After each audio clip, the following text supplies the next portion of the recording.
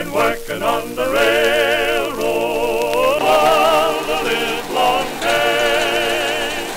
I've been working on the railroad to pass the time away.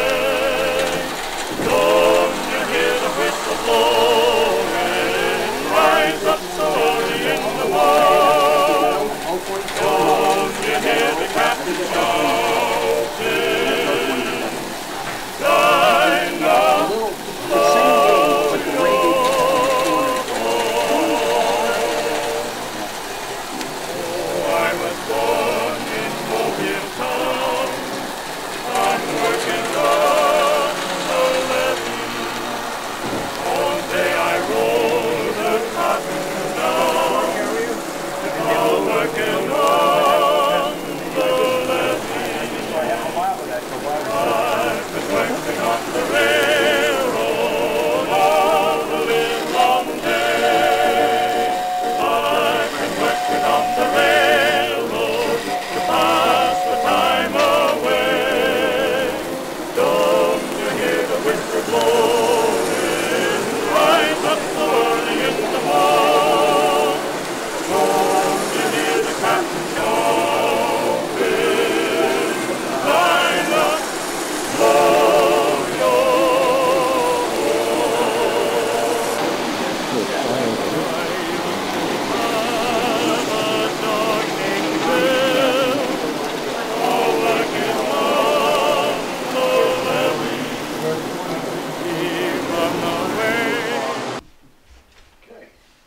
My name is Mike Fraser, and on behalf of the Rhinebeck Historical Society, I'm delighted to welcome all of you this evening to a presentation about the history of Lionel trains by Ron Gabriel. Ron, some of you may remember, was here about a year ago talking at that time about old-time radio.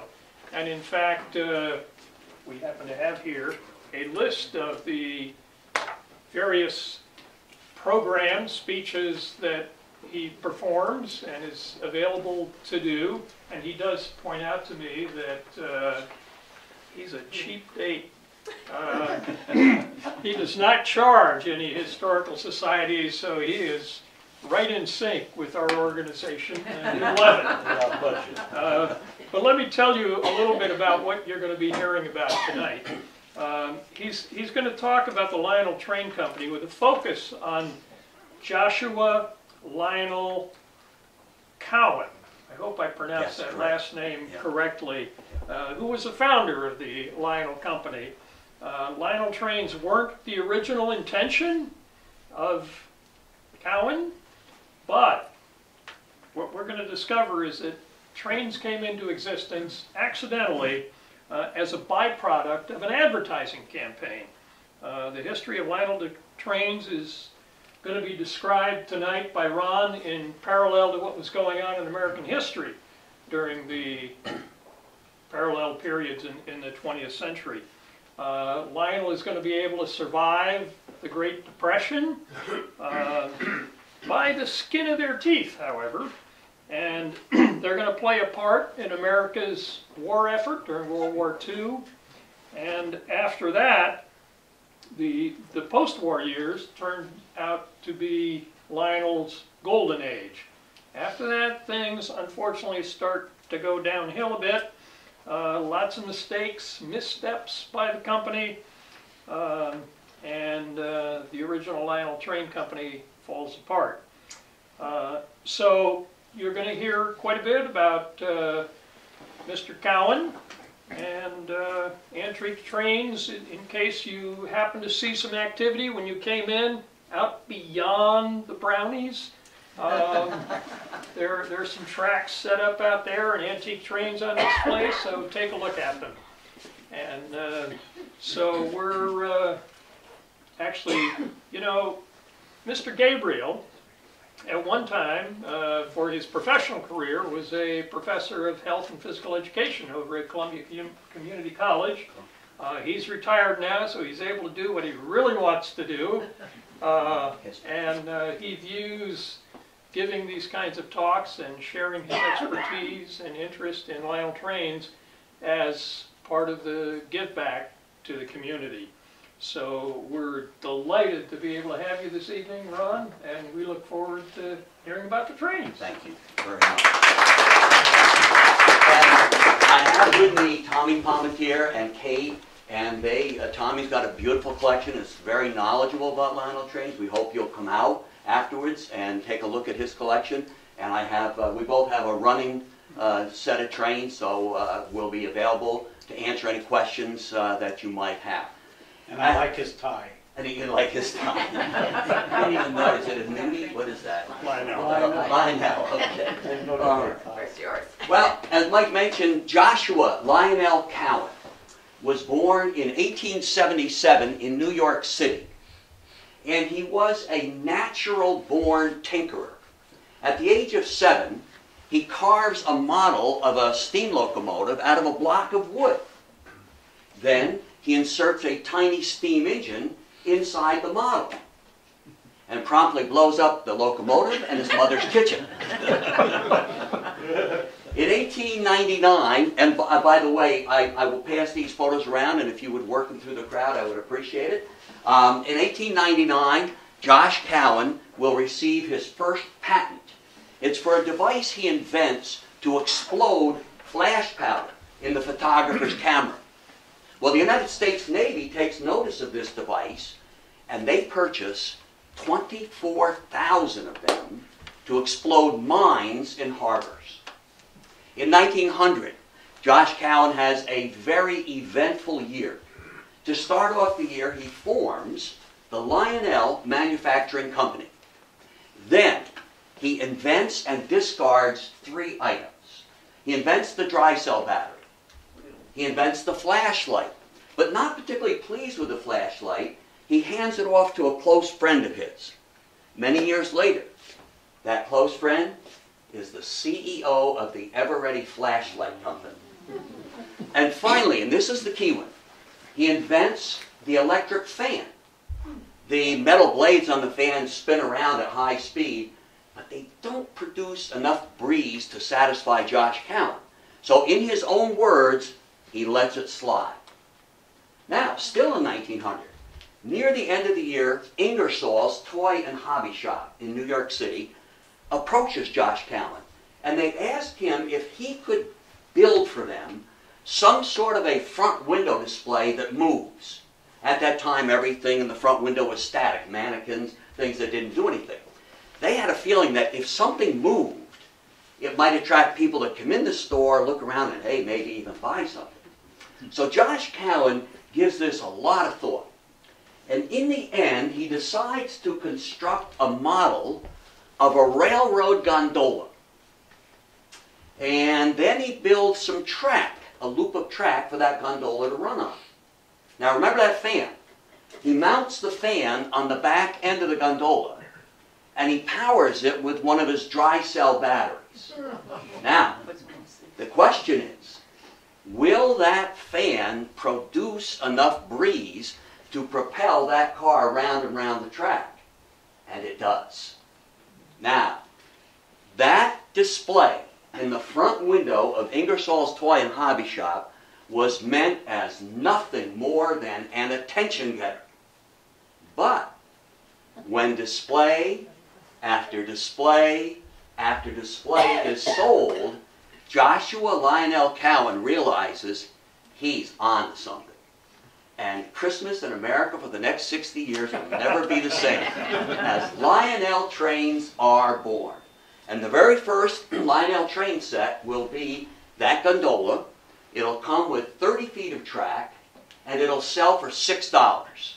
And Josh Cowan calls it the Electric Express. In 1902, Lionel will come out with a model of a trolley car. In 1903, Lionel will come out with its first model of a locomotive, kind of primitive, but they come out with their first locomotive. In 1905, Lionel reports sales of $8,000 for the year. Pretty good chunk of change in 1905. 1906, Lionel introduces its famous 3-rail track. And this will be a game changer. because now the engine will pick up the juice from the center rail by means of rollers and slide shoes, and they don't have to depend on batteries or anything. And it's this piece of track, it's a 3-rail track, that in the ensuing years will allow Lionel to produce a succession of beautiful electric trains throughout the years. In 1909, Josh Cowan begins calling Lionel trains the standard of the world. And pretty soon, that term, standard, becomes generic for the only gauge of trains that Lionel sold at the time, standard gauge. Now, this piece of track is O gauge, this piece of track is O27 gauge. Okay? Now, Tommy Palmatier is going to show you what standard gauge track and cars look like. Now there, look at this. Here's standard gauge track. Look at how big. Look at that. Standard gauge, O gauge. Standard gauge was huge. Huge. Now Tommy's going to take a moment and give us the various gauges, if you would, Tommy. He's got other gauges here. This is G scale for your large size. G scale. O scale or O27, however you want to look at it. It's 3 rails. Center one's black, made by Weaver. These are HO, which is HO track, smaller train. Outside you'll see at different sizes of the trains out there too. How many had Lionel trains as a youngster? Did anybody have HO? Did anybody have American Flyer? One? None. Okay. Why is it they always kind of like, oh, a little bit of, I'm not going to say. At any rate, talking about standard gauge, in 1915, Lionel will finally introduce a second gauge, O gauge. And the reason they do this is twofold. Number one, the Ives Toy Train Company, which was Lionel's major competitor at the time, had been selling a line of O-gauge trains successfully for a number of years. So Lionel moves to meet the competitive threat.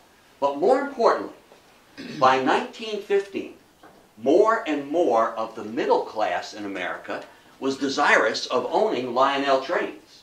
And they didn't live in the palatial estates of the upper class. In other words, they didn't have room in their smaller homes and apartments for these gigantic standard gauge trains. So Lionel moves to meet that need, and they come out with O-gauge. Okay? In 1917 and 1918, America is a participant in World War I. And just like every other company in America, Lionel discontinues production of civilian goods and produces only goods for the war effort. Now, going back to our history class days, World War I ends famously at the 11th hour of the 11th day, 11th month of the year 1918. Remember the legend of the 11s? How many remember that?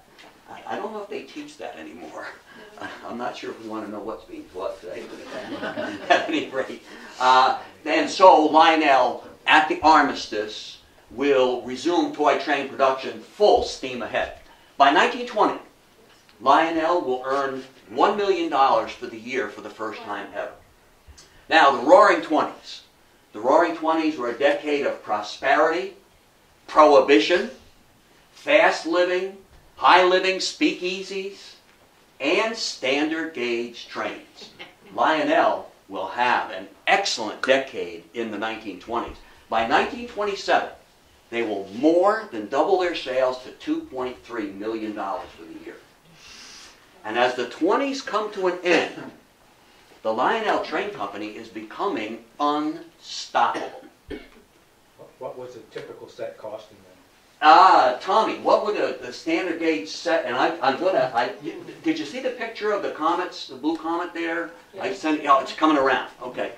I don't know the original prices on those 20. I never collected those. I've looked up each one individually. Right. I can look it up in a book and tell you. Yeah. But it's full set. Full set, I don't know, for sure. Roughly. Pardon? Take a rough guess. Yeah. A guess? 20, 30 bucks maybe? If the, boy, even that's high. In that day and age. But all right, Tommy's going to get it. Now you got us intrigued. You got us intrigued. Great question. That's a great question. At any rate, We're trying to figure out how many you have to sell to make $2 million. yeah. And that's a good point. And boy, we're going to come to economics here in a minute, and that's a great point. As I said, by the end of the 20s, Lionel is becoming unstoppable. But unfortunately, there is an international event that will occur that will stop Lionel and every other company in America. This event is going to occur on a Tuesday. Tuesday, October the 29th of 1929. Black Tuesday, he's got it. The market, now a lot of people don't realize, the market had been, stock market, I should say, had been tumbling for a week. And then on Black Tuesday, it crashes. And essentially throws America into the throes of the Great Depression. Now, during the Great Depression, unemployment in America reaches 40%. And the 60% that have jobs that really aren't worth writing home about. My wife's father, God rest his soul, Ernest Green, he was a wonderful carpenter. And late in his life, as we gathered around the holiday dinner table with this bounty of foods, this rich bounty of foods, he would sit there wistfully looking at all this food, and he'd tell us tales of how during the Depression, he worked for $1 a day and was glad to get it. Now, the economics of the early 1930s obviously were radically different than the economics of today. At that time, a loaf of bread was 2 cents. A pound of butter was a nickel. The newspaper was a penny. Gasoline, 5 gallons for $1.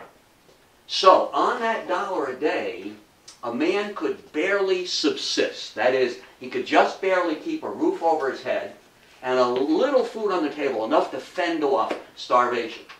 But what that man and his family would not be doing would be eating out at night, buying new suits of clothes, going on vacation, and they certainly weren't buying Lionel trains.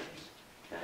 So by 1933, the Lionel factory in Irvington, New Jersey was nearly empty as the company struggled to find orders.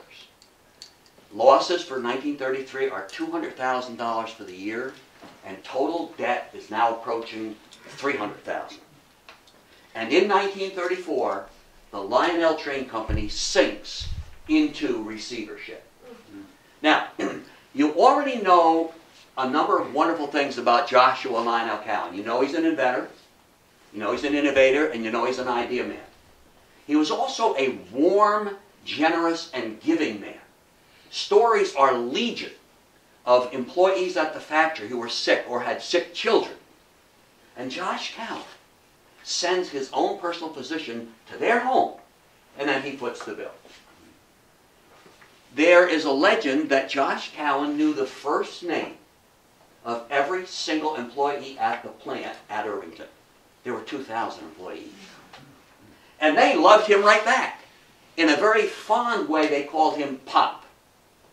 Well, in addition to all of those wonderful attributes, Joshua Lionel Cowan was also a fighter.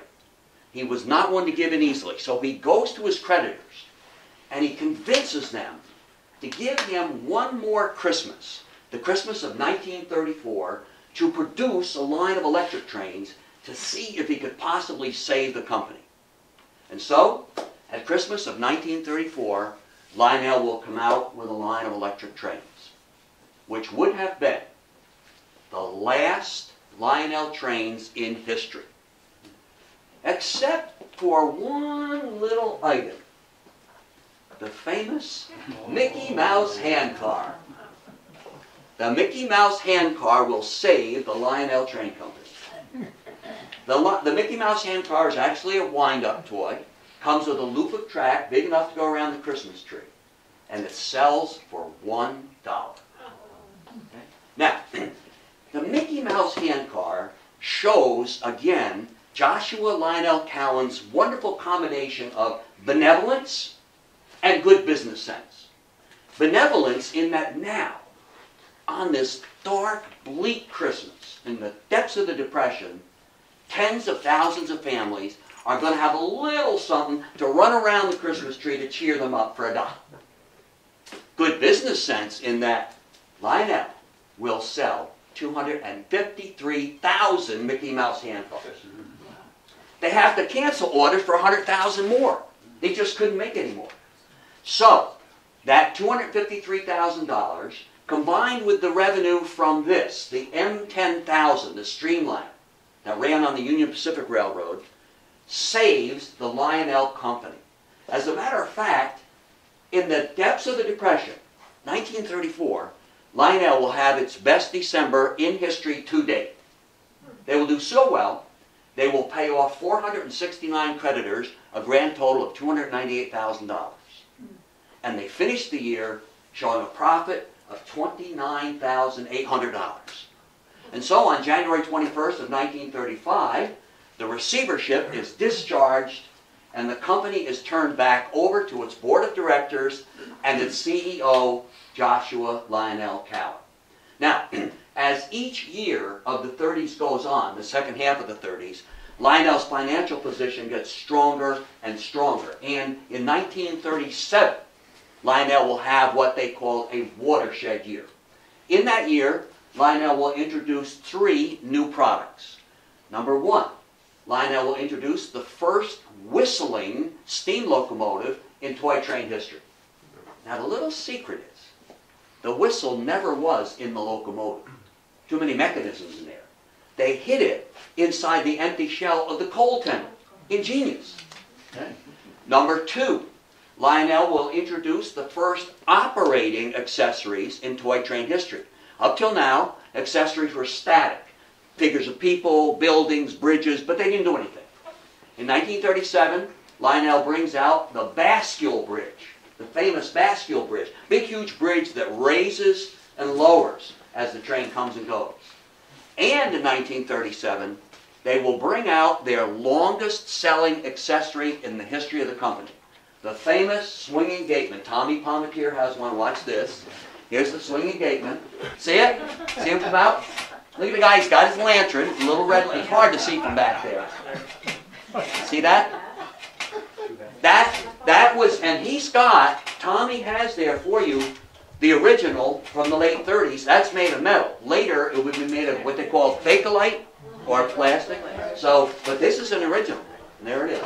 At any rate, folks, the swinging gateman, Lionel will sell that right down to the end of their days. And finally in 1937, and I do want to come back to you, by the way, we'll get that. Okay. Finally in 1937, Lionel introduces the most beautiful steam locomotive model in its history. It's a scale model of the famous New York Central Railroad Hudson. Thank you, the Hudson.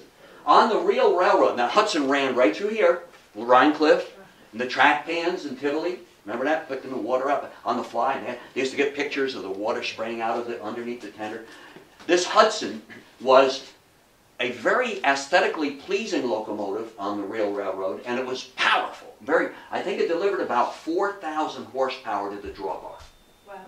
I mean, we're just now getting diesels, individual diesels, that will deliver that.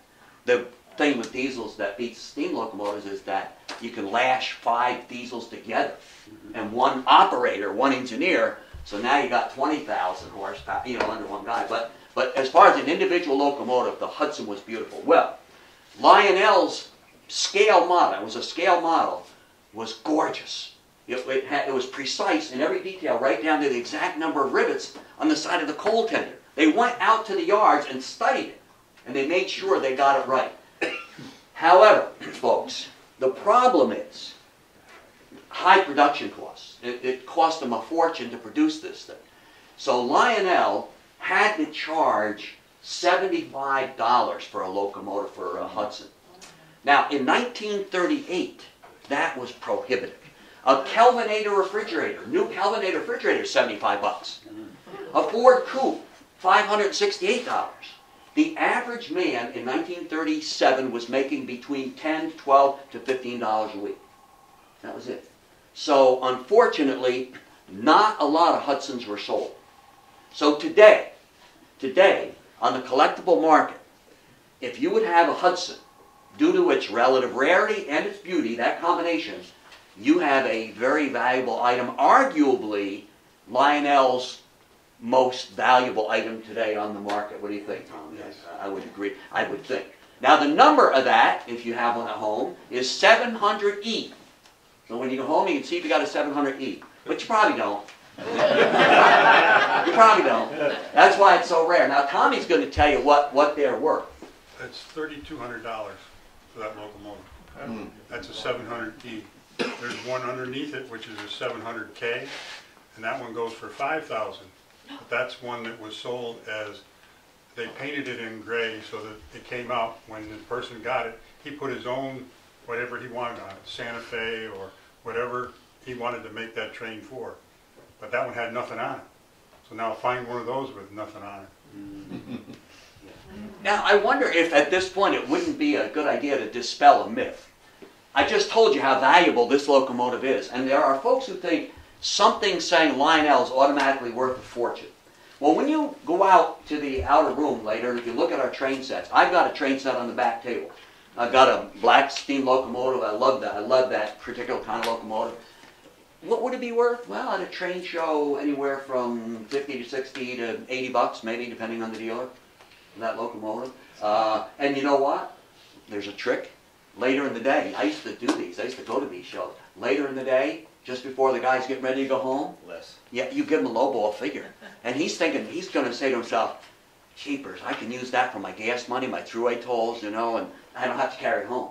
And you would be amazed at what you could get toward the end of the day, okay? These cars, this is an O-gauge post-war car. I love post-war. It's Bakelite. It's got metal wheels. 10, 15 bucks maybe, tops. This is a pre-war. I just put this out so you can see this is before the war. You see how toyish they look? They're all metal, but they weren't as realistic looking as post-war. But anyway, when you see my cars on the table out there, maybe 10, maybe 8 bucks. Again, late in the show, you might make an offer. You might get them for, let's say, 4 of them for 5 bucks each. I mean, you know. So just because it says Lionel is not automatically valuable. But the Hudson, oh yeah, that was valuable. In 1939, Lionel will finally discontinue sales of standard gauge trains. They had been falling out of favor ever since the Depression, and sales have been declining. So in 1939, Lionel decides to discontinue standard gauge and concentrate only on O gauge and O27. Now O27, believe it or not, is the same gauge, but somebody was outside talking about this earlier, somebody in this room, and they very correctly identified the fact that the radius, the curve radius on O gauge is more gradual. And the large diesels that Lionel made in O gauge couldn't take the tight corners of O27. Now, why did Lionel come out with O27? They wanted to compete with a cheaper product made by a company by the name of Marx. Somebody said it. Marx. M-A-R-X. And so Lionel, to meet that threat, came out with O-gauge. And as everything else with Lionel, Lionel's product was excellent. I mean, I had Marx as a child, but you couldn't hold a candle to Lionel. Lionel's product was just so good. At any rate, how big was Lionel in the late 1930s? Well, in the late 1930s, Lionel trains were known as part of the triumvirate of Christmas. The triumvirate of Christmas at that time in history was a Christmas tree, Santa Claus, and a Lionel train. That's how big Lionel was. They were a part of Christmas just as much as Santa and a Christmas tree. It was amazing. And once again, as the 30s blend into the 40s, Lionel is becoming unstoppable again. And once again, an international event will occur that will stop Lionel cold and every other company in North America. Now this particular event occurs in early December on a particularly beautiful Sunday morning when 353 Japanese warplanes flying in 2 waves off of 6 fast attack carriers will bomb United States Naval and Army Air Forces based on Oahu, Pearl Harbor, Hawaii. The raid will kill 2,403 Americans. will sink 19 ships, will destroy 188 American warplanes on the ground, and will launch America into the Second World War. This was our last total war. We fought it unconditionally because we knew that we either win or we cease to exist as a country. Had we not won, we could have painted the White House any color Germany and Japan would have liked. And that was clearly understood. And so, every company in America that could discontinued civilian production and produced only goods for the war effort. Big word, war effort. Okay? Imagine this, if you will. How big is the automobile industry? Would you say it's pretty big, right? Mm-hmm. Think about this. Detroit in World War II, General Motors, Ford, Chrysler, Studebaker, Nash, Hudson, Packard, will produce no new automobiles for the duration of the war. There will not be a new automobile coming out of Detroit until after the war in 1946. Imagine that. Instead, their assembly lines are completely turned over to the production of tanks, jeeps, half-tracks, deuce and a half. The Studebaker company makes engines for the B-17 bomber. No new cars until the end of the war. The Kodak Film Company. Now, they will make film, but most of their product goes overseas to our armed forces for reconnaissance missions. Folks, even down to the Wrigley Gum Company. Believe it or not, you could get very little Wrigley's gum here in America during the war. Wrigley produced gum, juicy fruit spearmint, that delicious gum, but it went overseas to try to ease the stress of our fighting men in combat. Yes, and K rations and C rations. Yeah. So, right in the. Yeah. Now, what I'm about to say, I assiduously try to avoid politics, so this is not meant as a political statement. But what I'm about to say, you bet your boots, is a generational statement. I'm going to say something unabashedly generational. We have today in America these little snowflakes on college campuses. They're stressed out. They can't go on with their day because of supposed global warming. Which makes me sometimes think, Americans sometimes maybe have a little too much time on their hands. We need to invent things to worry about? I don't know. But at any rate, can I give you an idea of what real stress was? Let's go back to World War II. You're a GI. You're a Marine. You're riding in a fast landing craft, approaching the enemy shore. In front of you is a tall gate, maybe twice as high as the sides of your landing craft. Solid steel. And as you get closer to the shore, you hear the pinging or ricocheting of the enemy's machine gun bullets on the outside of that gate. Like 1,000 woodpeckers gone mad. And you know that in 30 seconds, the gate goes down. Now, folks, I think we could reasonably call that stress. And so Wrigley shipped their gum over to try to ease stress. The Lionel Train Company is no exception. Lionel will produce no trains at all during the war. In fact, during the war, they came out with a catalog explaining why there are no Lionel trains this year. And on the back, they urge you to save for a post-war railroad. This is one of my prizes in my collection, their World War II planning guide. At any rate, Lionel will convert all of its machinery in the factory at Irvington to the production of precision instruments, mostly for the U.S. Navy. They'll produce oil-filled compasses, compensating binnacles, Polarises, taffrail logs, alidades, torpedo direction finders, fuses for anti-aircraft shells, and many, many, many more. And the Navy says Lionel's product is second to none. And when Lionel says it's going to be there, it's going to be there. It's timely. So in 1943, you'll see it in the corner of the picture, the Navy awards Lionel with its coveted M pennant, which signifies meritorious production for the war effort. Every company in America would have loved to have gotten that award, but Lionel was one of the few that did. Now, the war will end famously on another Sunday, September the 2nd, 1945, when the Japanese signed surrender documents on board the battleship Missouri, anchored in Tokyo Bay. Okay? Believe it or not, by Christmas of 1945, Lionel will actually have a limited line of electric trains for sale. Now, they're new trains, but not newly produced trains. They're trains that were left over from before the war. After Christmas, many retailers would return unsold Lionel trains back to Lionel each year. And then Lionel would incorporate them in the following year. So Lionel never let anything go to waste. As a collector, there would be times I would buy a set and I'd go, wait a minute, this doesn't match. And an older guy would say, oh yeah, don't worry about it because Lionel never wasted anything. They took the previous year return product and stuck it in.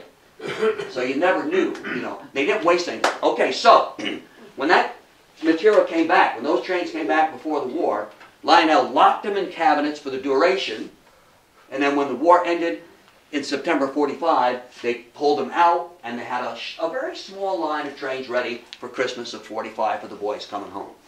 The real production begins in 1946, and it is that period from about 46 to about 56, 1946 to 56, that would be called Lionel's golden era. Lionel will never have been better than they were in that period of time.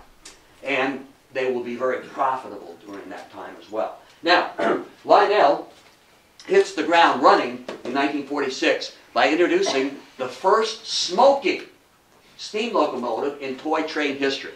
This was done by means of a little white pellet. Yeah, I see some people show. Yeah, dropped down the chimney, and as the locomotive chugged around the tracks, it puffed out pure white smoke. It was beautiful. I always liked the smell of that too. Very nice, non-toxic. And they also would introduce the first of the post-war operating accessories that year, the operating water tower. As the locomotive pulled under, the little arm came down, and this would be the first in a line every year. Every year, Lionel would come out with these different accessories that were just wonderful. They were so ingenious. They had all these engineers at the factory that really knew their beans. They knew what they were doing, and it was great. Now, 1948 is another watershed year. In 48, Lionel will introduce its longest-selling locomotive in history. This is a model of the F3 diesel locomotive that ran on the Santa Fe Railroad and the New York Central Railroad. Now, the Santa Fe, as you can see, was a knockout. With that beautiful red and silver paint scheme, it was just a beauty. The New York Central was much more blah. It was a two-tone gray and black that was truly underwhelming.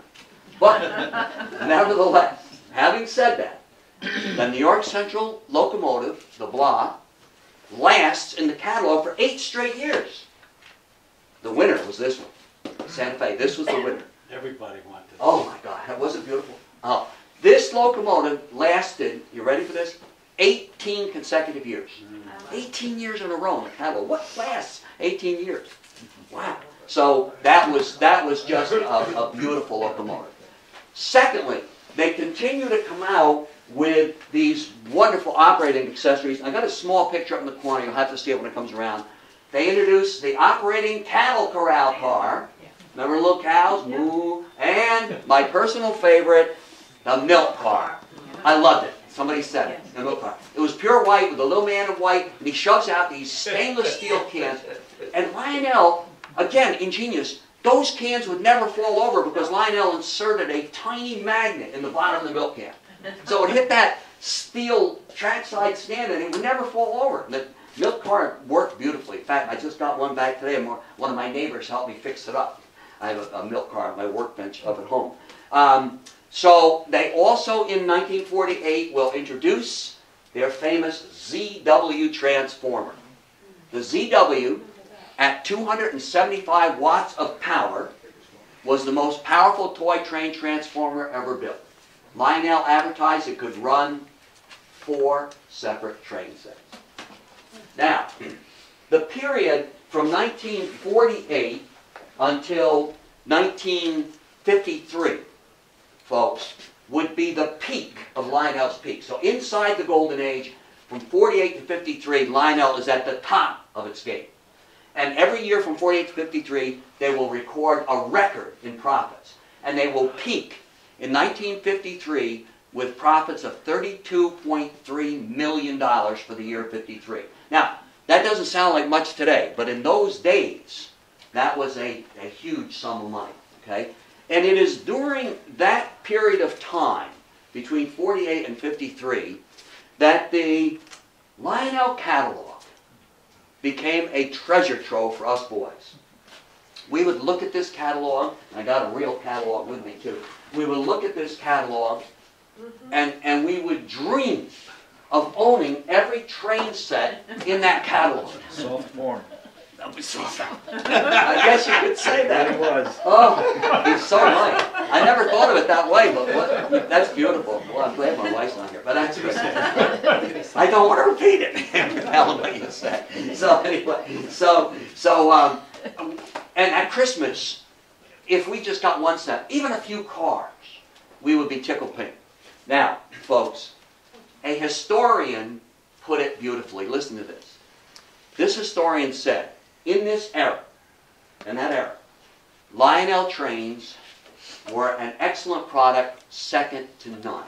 As reality lived up to fantasy.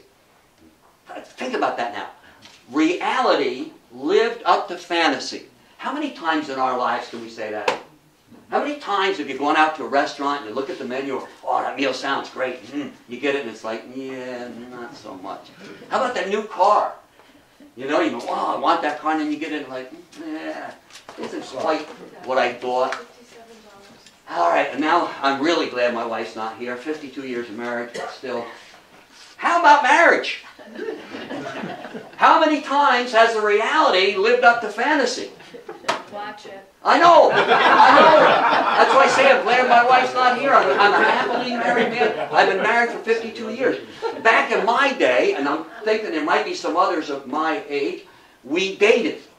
And then we got engaged. And we were engaged for a year or two, and then we got married. They called it the courtship period. I don't know what they do today. I don't want to know. But in those days, that's how we did it, right? And all that while, during that courtship, we just dreamed of a lifetime of romance, sunshine, beautiful, great. And then you get married. And then it's bills, it's mortgages, taxes, it's dirty diapers. It wasn't quite like what you thought. Still wonderful, but not quite. But, folks, not Lionel train. Boy, when you got those trains on Christmas morning, I mean to tell you, they were every bit as good as they looked in the catalog, and maybe better. They were just that good. These darn trains were just terrific. So, as reality lived up to fantasy. By 1955, Lionel sales have slipped a little bit, but a toy trade group will name the Lionel Train Company the largest toy company in the world. Okay, so here we are. We're in 1955. Lionel is at the peak. What could possibly go wrong? Everything is going right. Everything they touch turns to gold. What could go wrong? And in the blink of an eye, everything does go wrong. Horribly, catastrophically wrong. What happened? Well, in the 1950s, things were changing. Things that maybe we didn't notice. Maybe, folks, maybe we didn't want to notice. The pace of life is picking up. Our morals are slipping a little bit. And the killer diller. I'm sorry. Changing. Changing? Changing. Changing. Okay. Yeah, that's a good way to put it. A little more diplomatic than the way I said it. The morals are changing. He said, that's good. The killer diller. What was it? The killer diller of everything. Television. Yes, ma'am. Thank you. Television. In 1950, there are 3 million television sets in America. Folks, in 1955, there are 33 million television sets. So, what are we doing? We're training our little boys to sit on their butt and watch the boob tube, instead of learning how to build a train layout, how to wire it, how to repair locomotives, how to run them, how to work with their hands. See? We're losing that. And then comes the year of 1957. One international event occurs in the year of 1957 that will spell the doom of Lionel trains. I think somebody's got it. Think about this now. 1957. Sputnik. Huh? He's got it. Is that what you were going to say? Yeah, he had to stand up. Sputnik. How many had that? How many figured? Sputnik. Thank you. So, Russia shocks the world. They put this grapefruit-sized satellite into suborbit, suborbital flight, and the world is shocked, and no one is more shocked than we are. I can remember this clearly. Our major concern was national defense. Remember this? We were, oh my God, what does this mean? Can they hunker down in Mother Russia and pick us off with missiles and rockets? We really didn't know what it meant. So immediately, we embarked, we had started, but now we get into emergency mode. We start with our Atlas rockets, and we launch into a 3-phase program that will ultimately land a man on the moon. Remember this? We start with Project Mercury, the single-man, the one-man missions. We then move to Project Gemini, the 2-man missions. And then the 3rd phase is Apollo, the multi-man missions, which in 1969 lands Neil Armstrong on the moon. But what does all of this do? Takes our eyes off the rails and into outer space.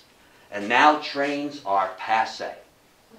No little boy wants to grow up to be a locomotive engineer anymore. He wants to grow up to be an astronaut, an airplane pilot, a race car driver, fast, speed, something of that nature.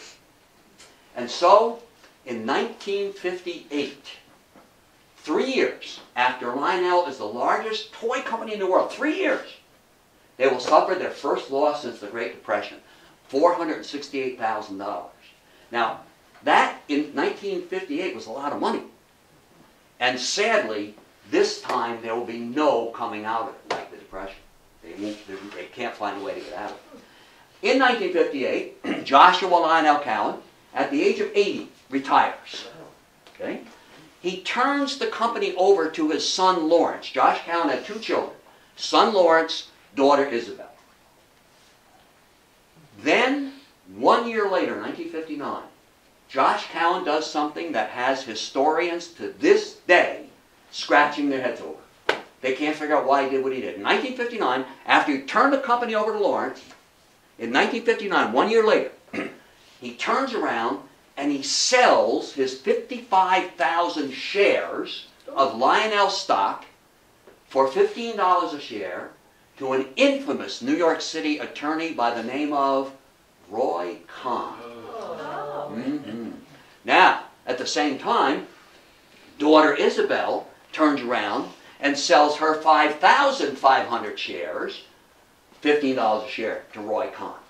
Well, this effectively undercuts Lawrence. The Cowan family no longer has majority control, and Lawrence has no choice but to also sell out. Now, the coming of Roy Kahn is an unmitigated disaster. Roy Kahn will take a Lionel train company that is in decline, and by the time they force him out as CEO in 1963, he will have driven that company right into the dirt. He does so by means of something he calls military and space trains. I suppose in his mind he's thinking it's a great strategy.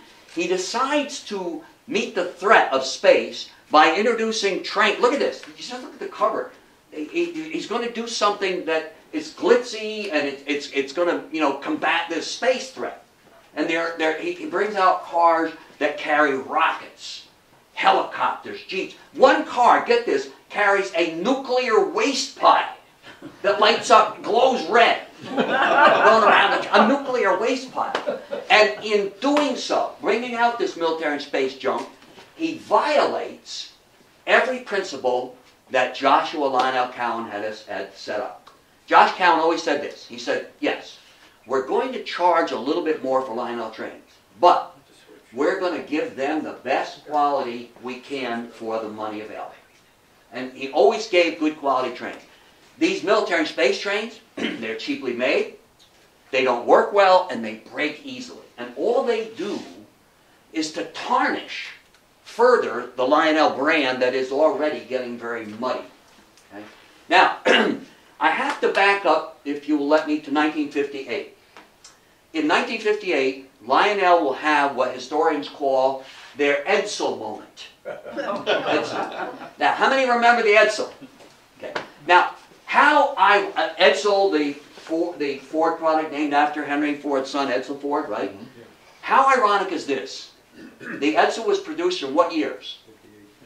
I thought it was 57, 58, but it could be 58, 59. Okay. But isn't it ironic? In 58, the Edsel's definitely produced, and Lionel has its Edsel moment. The Edsel, how many remember it was a bomb? I'm from Athens. I grew up in Athens, you know, and my cousin had an Edsel. It was the most goofy looking car. It was purple. As if it wasn't bad enough, it was purple. You know, holy Christmas. But anyway, Same so company a little while later brought out the Mustang. yeah, okay, and that was a That's right. nice. But at any rate, Lionel in 1958, they realize they're in trouble. They're losing money. So they decide they've got to attract an audience they've never attracted before. What would that audience be? Little girls. Little girls. All they've ever gone after are little boys and their dads, or maybe their dads and little boys, either way. Right? Yeah. So now all of a sudden they said, aha, we've got to broaden our base, we got to get little girls. So they introduced something called the pink train set. They take a standard run-of-the-mill black steam locomotive and black coal tender, and they paint it pink. Then they take standard run-of-the-mill cars like this, and they take maybe 4 or 5 of them, and they paint them pastel colors. It was hideous. And the little girls were having none of it. No way. No way. And no self-respecting little boy is going to own a pink train set. Wait. I should say in 1957. With what's going on today, I don't know. I don't know. But in 1957, no little boy was going to be caught dead owning a pink train set. So, the pink set did not sell well at all.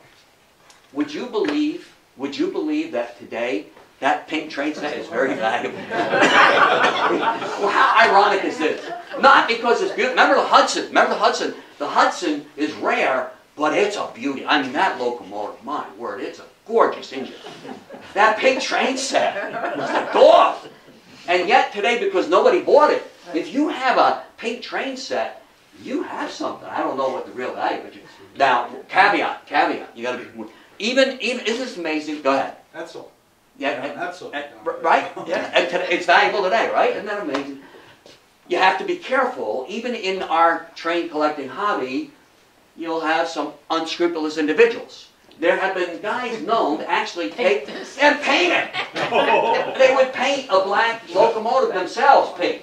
I never even saw one to buy, thank God, because I don't think I would buy it, because I'm not good enough to know whether that came out of the factory or if this joker painted it. You know, I think I've seen one pink set at a show, but I've never seen one? Yeah, very, very rare. Well, anyway, in 1963, Lionel gets a new CEO. His name is Ronald Saypool. And he immediately drops the military and space junk. Oh, I'm sorry, here's the pink train set. Oh, yeah. Sorry about that. So, Ronald Saypool will immediately drop the military and space stuff, and he will return to producing only railroad-related model trains. And he adopts a new slogan. His slogan is, healthy toys for healthy children. But sorry to say, folks, by 1963, it's too little, too late. What's going on in the landscape? No American parent at this point is thinking remotely of buying their child a Lionel train set for Christmas anymore. It's over. In 1965, at the age of 88, Joshua Lionel Cowan will pass away. Sorry to say, 5 years later, son Lawrence also dies of a massive heart attack. He was known to be a very heavy smoker. In 1968, the factory in Irvington, New Jersey is basically dormant. There's no real production going on. And in 1970, the General Mills Cereal Company will form a subsidiary called Model Products Corporation, or MPC. MPC will purchase the rights to produce Lionel trains. They even purchase the machinery in the factory at Irvington and move it to a new factory in Mount Clemens, Michigan. And for the next 20 years, MPC produces a line of Lionel electric trains. pretty to look at, colorful, but just not of the quality of the original Lionel. He never turned me on. I just never, had a few of them, but I could care less about them. They just weren't the original Lionel. And the real problem? Parents weren't buying them for their kids for Christmas. Who was buying MPC? Middle-aged guys trying to relive their childhood. That's who was buying MPC. After MPC goes out, there has been a succession, I can't even begin to name them all, of companies owning Lionel, LTI, LTC, right down to this very day. At Christmas time, you can go to a large city, you can find a hobby shop, walk in there, and you'll actually find an authorized set of Lionel trains available for sale. But none of them will be of the quality or the durability of the original Lionel trains of Joshua Lionel Cowan. And I thank you. And again, questions, Tommy or I will be glad to try. How did he choose the name Lionel for his? Joshua Lionel Cowan, and he was asked, this is a very good question, he was asked by a reporter later in life, Josh, how did you come up with the name Lionel? And he replied very simply, well, I had to call it something. That was his reply. I had to call it something. He was a big Yankee, I'm a Red Sox fan, he was a big Yankee fan. He'd be a summer day in the factory and he would tell people, come on, let's go up to the stadium and see the Yankees play. People got so they didn't want to go with him because he couldn't help himself betting. He would bet on every pitch. Next pitch going to be a ball or strike. Between innings, he would bet where the pigeons were going to land. He couldn't help himself. And so people got like, yeah, they didn't want to go with him. So, yes? I was wondering if Walt Disney himself was involved in the deal for that handcar, because Disney was one of the great lovers of rail. I mean, he built his own steam engines. Yeah. Was... They would. I don't know this. I haven't read that anywhere, but they had to be, right? Walt had to be, right? Because it was authorized Mickey Mouse product, so there had to be some legal agreement there. You're right. And now, how much they got out of it, I don't know. Licensing fee, something. Yeah, for sure. So, yes. You told us what the Lionel company made during World War II. Do you know what they made during World War II? Precision instruments Same again. thing. Yeah, pretty much. I mean, they might not have been quite as advanced as they were in World War II. But again, the precision instruments.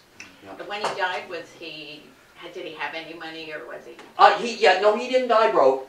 He died well off. And it was kind of ironic. Toward the end,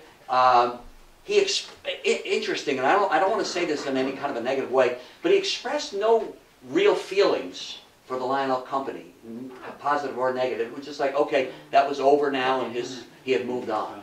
It wasn't negative, but it wasn't like, yeah. On the back of one of your handouts, there are Air-X spinning wheels. Yes. Did Lionel make Air-X? Yeah, well, yes, that was theirs. That was They made a few other things, too. wheel, Yeah, they made that, and they made a few other things. Yeah. How much of a competitor was A.C. Gilbert to Lionel? The American Flyer was a big... A.C. Gilbert owned American Flyer, and that was a big competitor. And American Flyer advertised two-rail track were realistic. But with the two-rail track, there was always wiring issues. I could never figure out the wiring. And that was S-gauge. S-gauge is correct. Absolutely. You couldn't do a reverse loop. They were nice. Yeah, there was something... I have enough trouble wiring Lionel without the, getting... And did you know, in 1968, I think it is, Lionel buys out American Flyer. Yeah. They pay, I think, $150,000, and they will never produce an American Flyer train because they're not producing Lionel trains. But they went, and for some reason, they bought the American Flyer company at the very end. They gobbled up their old competitors. Were there model train companies in other countries? Oh, yeah. In Germany, there's Yes. Bachmann, Marklin. LGB makes a part that I just bought for my large trains, and it's $70, and it's about that big, this size track, and what happens is there's diodes in it that can do that reverse loop on both ends of the thing, so you can do reverse auto loops reversing. on either end. They're automatic, they got the diodes that change as it goes by. Can I give... I was very fond of the Rector sets. Oh, yeah, Gilbert. Shit. Yeah. The Tinker's Toys and the Rector sets. Yeah. And that required imagination, required the use of your hands. Yeah. Could you speak to his early upbringing and his parents? Yes. He was, his mom and dad had a very happy marriage. They emigrated from Europe, and I forget what country. And his dad was a very generous man. I think he was a pharmacist, his dad, and he was constantly bringing home gifts for his mom. And so the book said that when Josh Cowan himself grew up, he carried on in that tradition of generosity toward others. He was very generous, but his had a happy home life, and his dad was this is about all the background I've been able to read. His dad was very generous and brought a lot of gifts home to the mom. It's interesting that I could be wrong, but Cowan is really just an immigration story changed from Cohen. That's correct. So it's really sort of interesting Yeah. that here's this guy who does all these Christmas. Right. I mean, it's Yeah. the iconic Christmas story. Yes. Yeah. You know, and he comes from a Jewish background. Now I believe they changed. I think it was originally Cowen, E-N, and I yes. think it was changed Cowan. Right. And they pronounced so instead of being pronounced Cohen, it's Cowan. I think he wanted it Cowan. Yeah. The family wanted to Right. Yeah. anglicize it. Yeah. Yes. Was the experience of the German locomotive company, other locomotive manufacturers, model trains, similar to that in the United States of Lionel? Did they have the same kinds of ups and downs? Yes, they did. And are any of them still in operation? There's a place that Kathy and I were going to in Germany where it shows the train stations and everything that are built there. Kathy, what's the name of that? It's over there. There's a whole village and stuff that's built up, and it's all in miniature. But in Europe, how are the model trains doing now, Tommy? Are they still pretty big or no? I think they're still pretty big. Okay. I still have HO that I bought that are German style. Okay. And They're much more into they weigh a scale ton. modeling They're now. little things. They weigh a ton. Correct. They're much into scale. Tail. The scale modeling, Yeah. like the original Lionel trains. They're not toys. I mean, the people who we just came back from buying some stuff, big shows, bigger than the one that just happened in Kingston. They're really very. It's a serious scaling kind of thing, and they get into railroading. Right. You know, they get into making up the trains and moving them on schedules, and it's a real adult thing. It's not a toy thing. Well, it's interesting when you go to train shows, and the dealers are always saying, "Please don't handle my trains. They're not toys." And I know it sounds, You're right. but anymore today they're not. And I would think in Europe that model trains would still be big. Probably most of us are familiar culturally in Europe. They believe in high-speed rail transportation. It's a big belief. They just finished a year or two ago, the Gotthard Tunnel under that mountain in Switzerland, between Switzerland and Italy. I'm not sure what, but they went, I think, if I'm not mistaken, the tunnel is 37 miles long. Longest rail tunnel in the world. You didn't mention anything about number 1 gauge, OO gauge, Oh, and their actual excursion to HO okay, at some point. correct. I don't know what number 1 gauge. What's number 1 gauge? I don't know, it's mentioned on one of the earlier handouts that you That's have a there. big, Number 1. you see it in Williams lumber. Oh, yeah. Nowadays. No, that's LGB. Wide gauge. Williams got LGB That's LGB. gauge. Yeah, I don't know number 1. But anyway, he's asking about OO, and he's asking about HO. OO was a smaller gauge that Lionel produced for just a couple of years in the late 1930s. It was sort of a, I don't want to say failed experiment, but it didn't go very. I think they produced maybe 2-3 years OO gauge. I don't think it lasted more than that. I'm not sure. Yeah, and they were pretty, they were nice. And then, in the late 50s, and I didn't touch on this, he's right, because there's only so much, I don't want to keep you here till midnight. They went into HO, Lionel, around, I think, 1957 maybe? They went into HO, but by that point it was too late. It was just, things were just going, they lost it. But they did. They did start Started, or it. did they copy somebody else? I'm sorry? They bring out HO or somebody else? No, it was Lionel's HO, yeah. But it was, it just, No, I know. Oh my God, Tycho. That, I like it. see, I don't like HO. I'm sorry, I'm prejudiced. I'm not. I like Lionel. When my kids were small, I propagandized them. You know, the three-rail track. You know what I do to the kids? I'd say, we go over real railroad tracks. I'd say, hey kids, what's wrong with that railroad track? Oh, there's no middle rail, Daddy. Okay, got that straight. Want to make sure we have that right. Send them on the subway. Okay. Right. There are model trains that are being produced and sold now, I know, Oh, because yeah.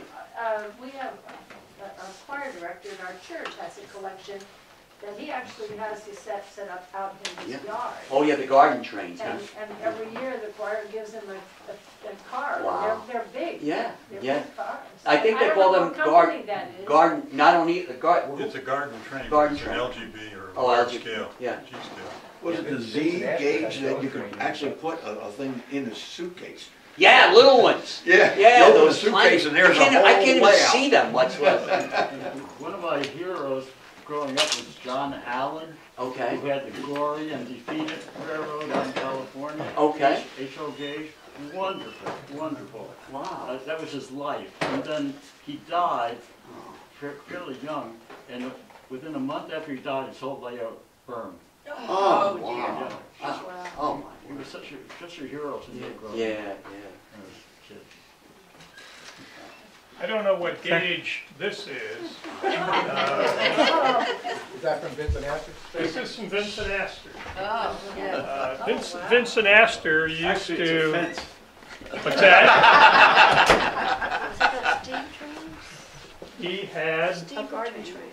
a scale model, but they were much larger than those. Large enough so that he could sit astraddle a locomotive, Wow. and then he would have these boxcars behind him, and if he had guests Yeah. on his property here in Rhinebeck, Oh, it was live they would steam. sit we've astraddle done the, it was live steam. Live steam. Yes. Right. Wow. Thank you very much, Thank you. Ron. Thank you. Terrific Thank you. program. Remember, we have those antique cars to look at on the I've been working on the rail.